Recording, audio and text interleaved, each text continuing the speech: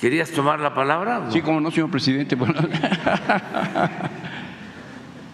Gracias, señor presidente. Muy buenos días a todos, compañeros. Buenos días, secretaria de Gobernación y señores funcionarios que nos acompañan. Señor presidente, entre sus prioridades está la autosuficiencia, ya en lo energético, ya en lo alimentario.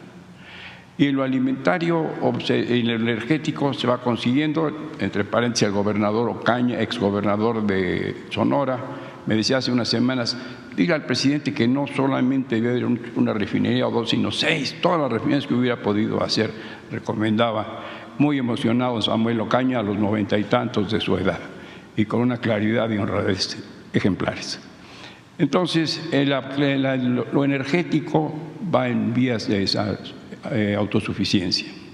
En lo alimentario y usted dice que no depender de un solo mercado, de solo proveedores de una sola procedencia, sino abrirse a los mercados. Pero en nuestro hoy somos el 90 y tantos % en la sociedad con los Estados Unidos. Ese mercado nos avasalla, nos adquiere y mal que bien podría ponernos condiciones a lo mejor onerosas en la hora del mundo que toque al próximo sexenio, a la señora presidenta Sheinbaum, como seguir el consejo de quien trabajó mucho el TLC y lo consiguió el expresidente Salinas, que decía, bifurquémonos, busquemos nuevos clientes. Exhortaba a don Roberto González Barrera de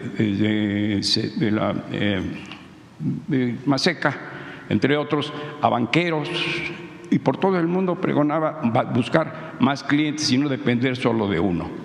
No es un riesgo, y dado que hay malos consejos desde el gobierno norteamericano al suyo, financiando organismos que no, aconsejando o contemplando complacidos opiniones que no y que usted ha rechazado con gallardía. ¿No es un riesgo enorme depender del mercado norteamericano exclusivamente, señor presidente? Bueno, es un tema, Miguel, importantísimo. Bueno, para empezar, mandarle un saludo al exgobernador Samuel Ocaña. Es un ejemplo. Fue gobernador de Sonora y terminó su mandato, se fue a vivir a su pueblo, a la sierra. Aribeche. Sí, Aribeche. Y vive de manera humilde, honesta, no robó. No, claro que no. No robó, pasó el tiempo y luego lo eligen presidente municipal. Ajá, sí. Y da el servicio. Y es un ejemplo el exgobernador Ocaña. Se hizo en el Politécnico Nacional, sí, fue salido porque tenía convicciones. Muy humildes, muy pobres, sí, en el internado. Porque que luego, eso es muy importante, el tener convicciones. Sí. Solo se puede resistir las tentaciones del poder cuando hay ideales, cuando hay principios, porque el poder es una tentación. El poder atonta a los inteligentes y a los tontos los enloquece, los vuelve locos. Ajá. Entonces, ese es un ejemplo a seguir de un buen servidor público, Samuel Ocaña. Imagínense, gobernador de Sonora, imagínense cualquier estado, los gobernadores. Hay excepciones honrosas, pero por lo general se dedican a robar y hacerse grandes con la riqueza mala vida. Pero es un orgullo también el caso del doctor Samuel Ocaña, que puede andar solo por todo su estado y es reconocido por la gente. Pero bueno, ahí cerramos lo de... No, le decía, hay otro muy bueno, Melquiades Morales, de Puebla. De Puebla, sí. Nos caímos en un helicóptero el 18 de diciembre de 2001 en Santa Rita, Tlahuapan, que usted menciona tanto, donde ha pernoctado. Sí, sí. Ahí nos caímos en un helicóptero, 14 personas, el 18 de diciembre de 2001, y lo estamos contando. Solamente el piloto resultó dañado de una rodilla. Pero Melquiades Morales deja el gobierno con 80 y tantos % de beneplácito poblano. Lamentablemente su sucesor pues ya no hizo lo mismo, pero camina igual por todo Puebla con sus nietos y trabajador Melquiades Morales. Y los hay en los estados. En Tabasco yo recuerdo, y tú seguramente también, al gobernador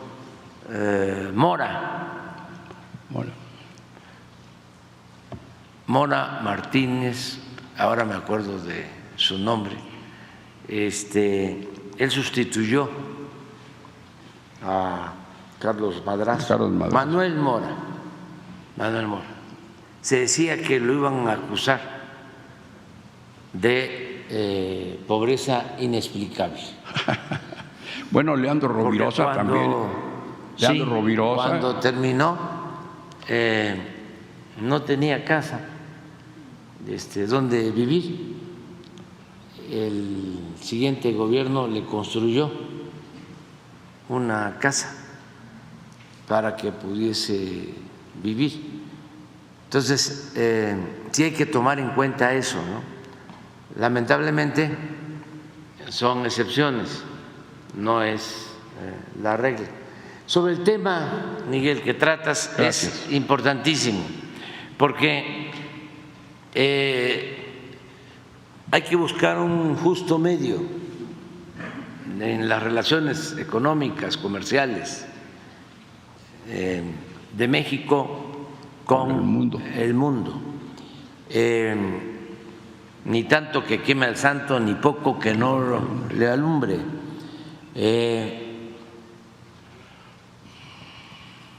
Con Porfirio Díaz se definió una política de diversificación en las relaciones económicas comerciales. Había mucho capital británico, estadounidense, pero también mucho capital europeo. Entonces decía él mismo que no había que poner todos los huevos en una sola canasta. Por eso esta diversificación en lo económico, en lo comercial. Había mucha inversión alemana, inglesa, francesa, de Europa y de otras partes. Y desde luego inversión estadounidense. A él se le atribuye la frase de pobre México, tan lejos de Dios y tan cerca de los Estados Unidos. Yo ahora creo, y lo he dicho, que debemos de aprovechar la ventaja que significa tener junto el mercado más grande del mundo y que ahora podríamos, parafraseando a Porfirio Díaz, decir bendito México, tan cerca de Dios y no tan lejos de Estados Unidos. Porque sí nos ayuda la integración económica, sin romper con otros mercados, mantener abierta la economía de México, pero cuidar mucho la integración con Canadá y Estados Unidos y fortalecer entre las tres naciones como región económica comercial América del Norte. Políticamente, sí, señor. O sea, económicamente eso está demostrado, es lo mejor, es viable. Le conviene a Canadá, le conviene a Estados Unidos y nos conviene a nosotros fortalecer el mercado de América del Norte. El asunto está en que aprendamos a respetarnos para que no se malinterprete, que no se piense que integración económica es dependencia o pérdida de soberanía. Ahí es donde está el asunto, el detalle, la sustancia, el meollo. Ajá. La clave. Cómo mantener una relación económica, comercial, como la tenemos. Somos el principal socio comercial de Estados Unidos en este sexenio en buena lid, sin guerras comerciales, sin aplicación de aranceles. Desplazamos a China y a Canadá. Estamos nosotros en tercer lugar y ahora somos el socio principal comercial de Estados Unidos. Entonces, eso considero yo que hay que mantenerlo. Ajá. Conviene, Claro. siempre y cuando haya respeto a nuestras soberanías, que nos respetemos. Es un tema muy frágil, mutuamente. Señor. Es muy susceptible de que se quebrante, de que se violente. No es un asunto sencillo. Depende de mucha madurez de los gobernantes, de mucha responsabilidad. A mí me ha tocado mantener la relación con el presidente Trump, con el presidente Biden. En los dos casos Ajá. nos hemos entendido y por eso han marchado las cosas. Hemos tenido algo de diferencias, pero ha habido entendimiento y en los dos casos ha habido respeto a nuestra soberanía. En pocos momentos ha habido diferencias. Con el presidente Trump tuvimos diferencia cuando quiso imponer aranceles sí, al tomate. Y con el presidente Biden pues prácticamente no ha habido diferencias hasta ahora que opinaron Ajá. de manera imprudente sobre un asunto que solo corresponde El a los historiador, mexicanos. señor presidente, el historiador José Rogelio Álvarez, que por cierto era gran amigo, fue gran amigo de la maestra Ifigenia Martínez, a quien yo vi el 18 de septiembre del 68, detenida en el campus cuando entró el ejército en 68, boca abajo en el campus, detenida. De ahí se la llevaron a Tlaxcuaque. Estuvo 8 días ahí con los muchachos detenidos por el movimiento de 68 y contaba que estaba feliz porque el movimiento era un gran movimiento. Tuvo un amigo entonces que admiraba, era el jefe de información de la revista Tiempo de don Martín Luis Guzmán, José Rogelio Álvarez, secretario particular de don Agustín Yáñez en el gobierno de Jalisco y en la Secretaría de Educación Pública en el sexenio del presidente Díaz Ordaz. Por cierto, José Rogelio inventó Vallarta porque le dijo, vamos a hacer la carretera en 1950 y tantos, y le dijo, cuesta 50,000 millones, dijo el autor de Al filo del agua, esta gran novela de Agustín Yáñez, y le dijo, pues entonces habló con Mexicana y le dijo, vuelen, y así se crea y nace y seduce hasta a Elizabeth Taylor y a Richard Burton, la Vallarta.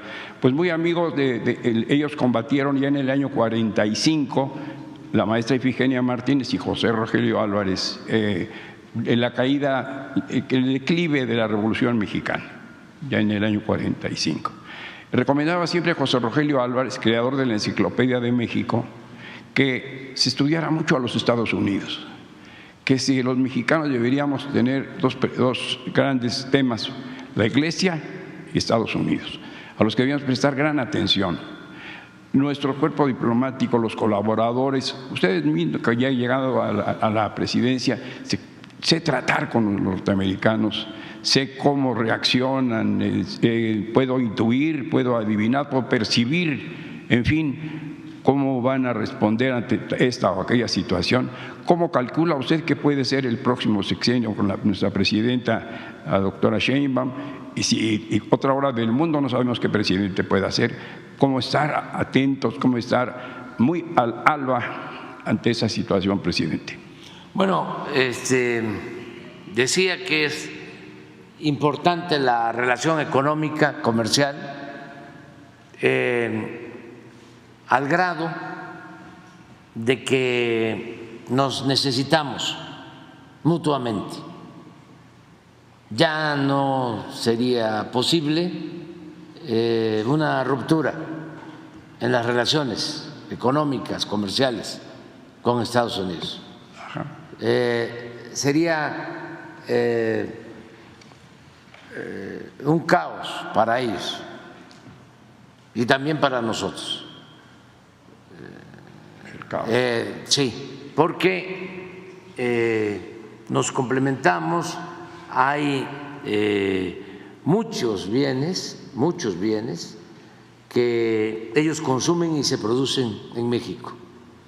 Sí. Y también nosotros necesitamos de las inversiones de Estados Unidos y de la tecnología de Estados Unidos y necesitamos también, en tanto no se logre la autosuficiencia alimentaria, necesitamos también de algunos alimentos. Por ejemplo, sí, señor, no somos autosuficientes en maíz. Somos autosuficientes y eso lo reforzamos y lo vamos a seguir reforzando seguramente, porque la presidenta tiene esa visión en lo que es el maíz blanco, el que consumimos. Consumo humano. Para el consumo humano. Sí, señor. Pero no en el maíz amarillo, que se utiliza para forraje, porque nosotros hemos decidido no permitir que se utilice ese maíz para el consumo humano. Sin embargo, ese maíz que ellos venden a buen precio, porque sus productores de maíz reciben subsidios, los productores de maíz en Estados Unidos reciben el 100% de su costo de producción vía subsidios. Entonces pueden ellos vender a precios bajos. Por eso se genera cierta competencia desleal con nuestros productores que reciben muy poco. Es hasta ahora que hay precios de garantía, que se entregan de manera gratuita los fertilizantes a pequeños productores, pero en general no había apoyo, porque en la concepción de política neoliberal, de política económica neoliberal, en un mundo globalizado, decían, sí, se podía comprar afuera lo que se necesitara y que no había necesidad de fomentar el campo ni las actividades productivas. Se llegó a decir que la mejor política industrial era la que no existía. Sí.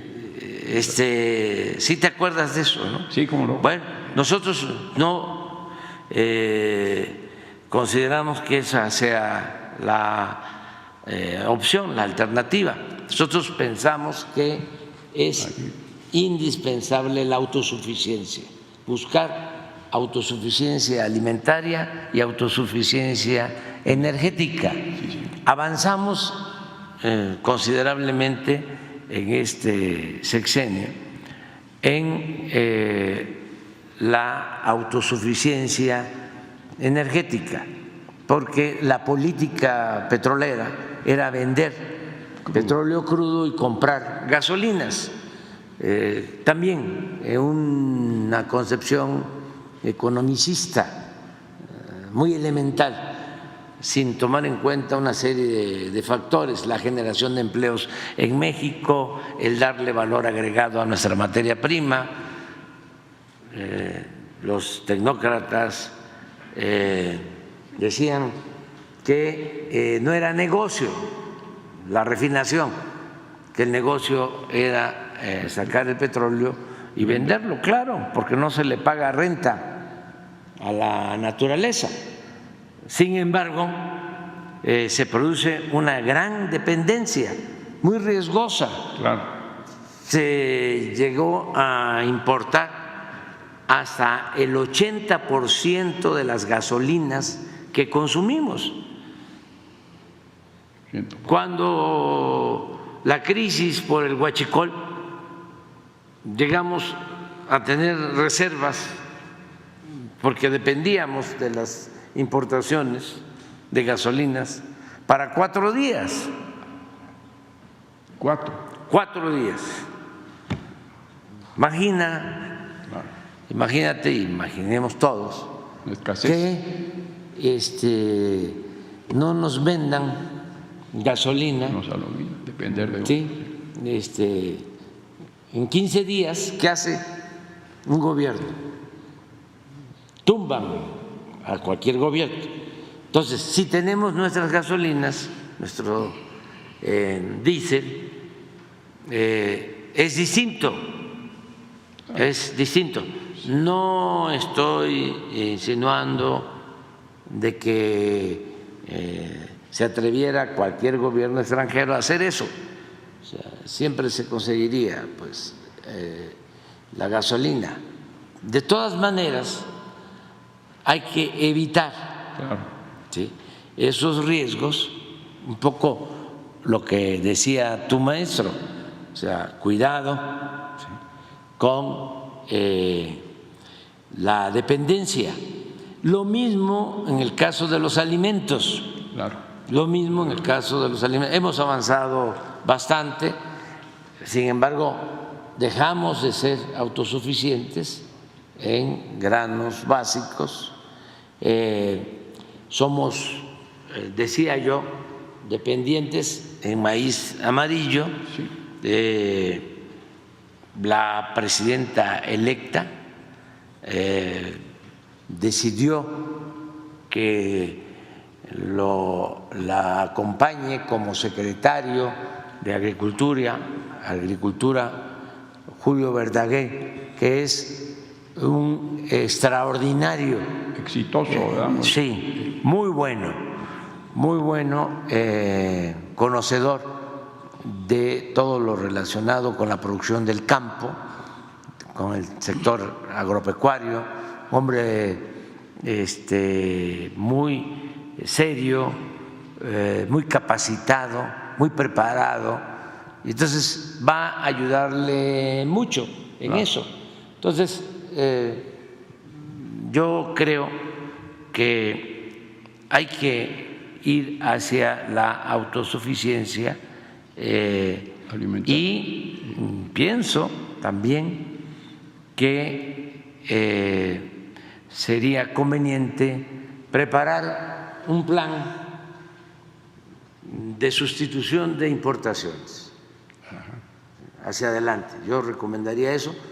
Tenemos una balanza comercial que nos favorece,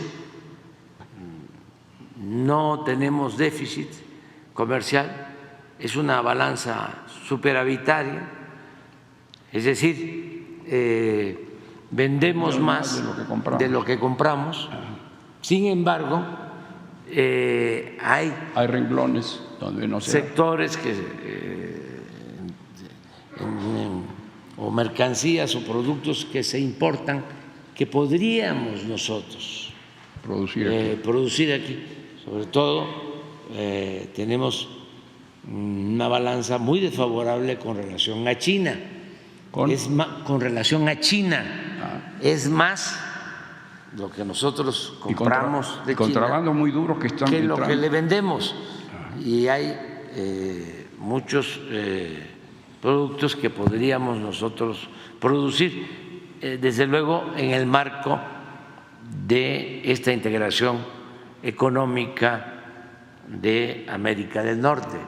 Pero bueno, ya eso va a corresponder a la próxima presidenta. Veo que le va a ir muy bien en su relación con el gobierno de Estados Unidos, con el gobierno de Canadá. Cuando yo inicié, apostaban a que iba a haber ruptura con el gobierno de Estados Unidos. Recuerdo, bueno, habían motivos porque el presidente Trump había comenzado con una política muy crítica hacia México. Mucho. Incluso quería cerrar la frontera para que no se llevara a cabo una relación económica con México. Hablaba de que eran deficitarios con relación a México, que se estaban saliendo empresas, estaban perdiendo empleos. Y como es un hombre de visión, entendió que no podían convertir a Estados Unidos en un gueto, aislarlo. Eso no es posible. Cuando hablan de que van a cerrar la frontera, pues menos ahora. Claro. Imagínense cuánto costarían los automóviles en Estados Unidos. Se incrementarían muchísimo de precio, 10, 15 mil dólares por vehículo más pagaría el consumidor estadounidense si no se exportaran los vehículos o las autopartes automotrices de México, y así en muchas otras cosas. Entonces, había esa idea de cerrar. Afortunadamente fue cambiando y con él firmamos el nuevo tratado, que nos ha ayudado muchísimo a los dos países, sí, nos ha ayudado. Y recuerdo que fui a la Sociedad de las Américas, que es una asociación de empresarios, inversionistas en Nueva York, con alguna relación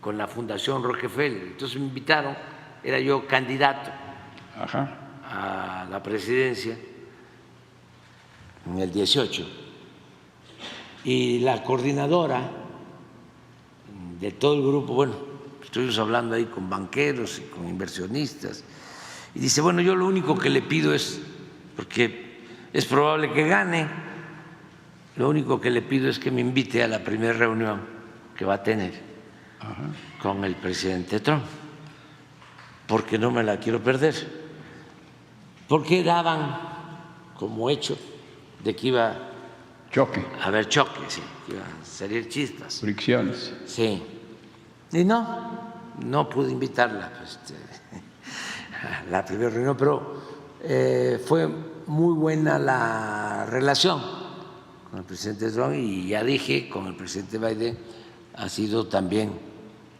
muy buena, inmejorable, respetuosa hasta ahora, pero no es un asunto trascendente, es nada más recordarles, porque se les olvida Imagínate, más de 200 años Ajá, claro. de la política Monroe. Monroe.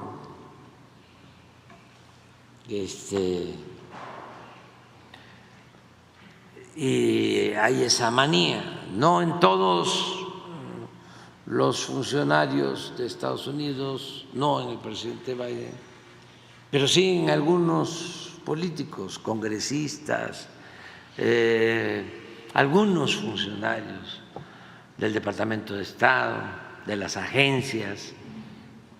Entonces, es un proceso que lo tienen que ir superando, entendiendo de que se avanza más, Claro.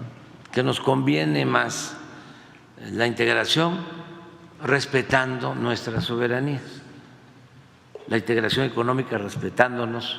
Entonces, en el caso de la presidenta electa, yo considero que cualquiera que sea el resultado, quien gane la elección en Estados Unidos, va a tener con ella una muy buena relación. No va a haber ningún problema. Ella es una mujer muy inteligente, bien formada, con experiencia, Sí. es honesta, nada más es mujer, es muy sensible. Ajá.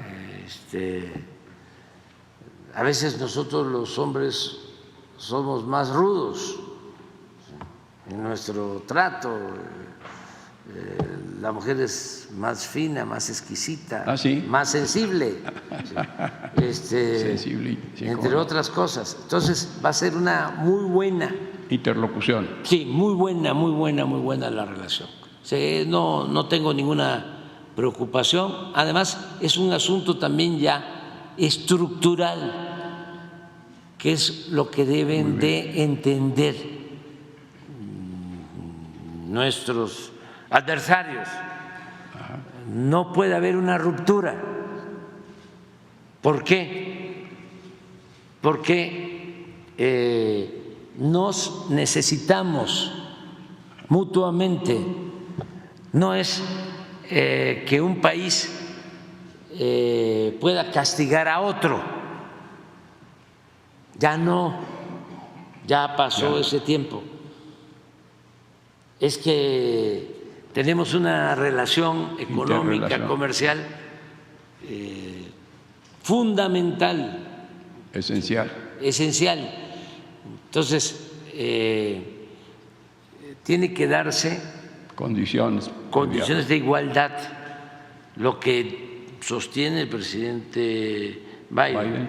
En pie de igualdad. En pie de igualdad, pie de igualdad. Permítame tantito. Sí, en todos los casos, ellos saben muy bien de que el gobierno nuestro es un gobierno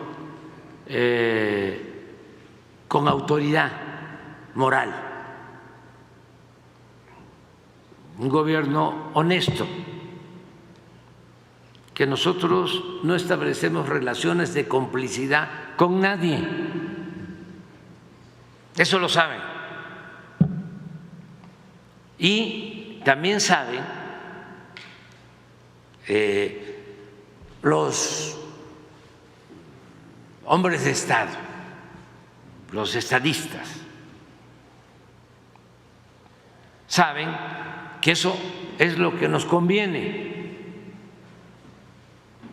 a todos los pueblos y a todas las naciones del mundo. No permitir la corrupción, no permitir el que se establezca una relación ilegal, mafiosa, entre el poder económico y el poder político, y mucho menos entre la delincuencia organizada y el Estado, que a nadie conviene en ningún lugar del mundo que se establezcan narcos gobiernos o narcos estados. Eso se sabe. Sin embargo, lo que está siempre de por medio es ese afán de querer sentirse superior y colocarse como gobierno del mundo y no respetar las soberanías de los pueblos. Hay una frase que me gusta mucho de Washington, a ver si la pones. Dice que ningún país, palabras más, palabras menos, puede aprovechar el infortunio de otros pueblos, por poderoso que sea. A ver si está. Si nos ajustamos a este criterio, que es una visión distinta al de América para los americanos, entendiendo de que los americanos nada más son los ciudadanos de Estados Unidos, de América, pues no hay ningún problema. Y hacia allá tenemos que ir, a respetarnos. El caso de nosotros, la política exterior está definida en el artículo 89 de nuestra Constitución y es facultad del presidente cuidar que esa política se desenvuelva de conformidad con los principios de no intervención, de autodeterminación de los pueblos, de cooperación para el desarrollo, de solución pacífica a las controversias. Entonces, tenemos que ajustarnos a eso. Durante algún tiempo eso se hizo a un lado. Entonces, por eso y también por esa tradición intervencionista,